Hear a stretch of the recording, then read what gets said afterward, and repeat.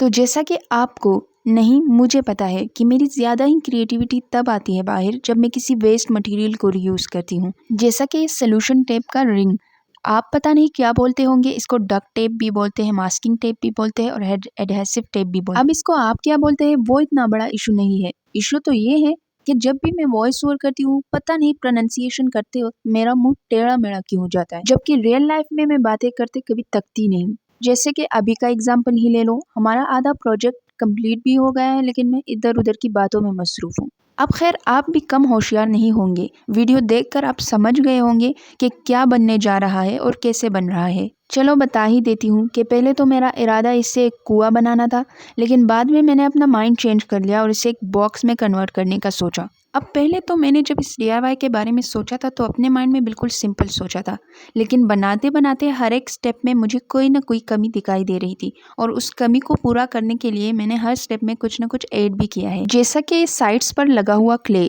और फिर ये रेड पेंट करने का आइडिया। अब सारे बॉक्स को रेड पेंट करने के बाद मैंने फॉर्मिंग शीट लिया और उस फॉर्मिंग शीट से मैंने एक बेस के लिए स्ट्रिप काटी जो मैंने जिग-जैग सीजर से काटी और दूसरा मैंने इनके बीच में लगाने के लिए 3 स्ट्रिप्स काटे। अब बाद में मुझे लगा कि इतनी ज़रूरत भी नहीं थी ये 3 स्ट्रिप्स बीच में लगाने के लिए, क्योंकि आगे मैं मिरर्स भी लगाने वाली हूँ। आप चाहे तो आप स्किप भी कर सकते हैं। अब मैंने जो स्मॉल मिरर्स लिए हैं उनमें मैंने स्क्वायर शेप और राउंड शेप के मिरर को यूज़ किया है।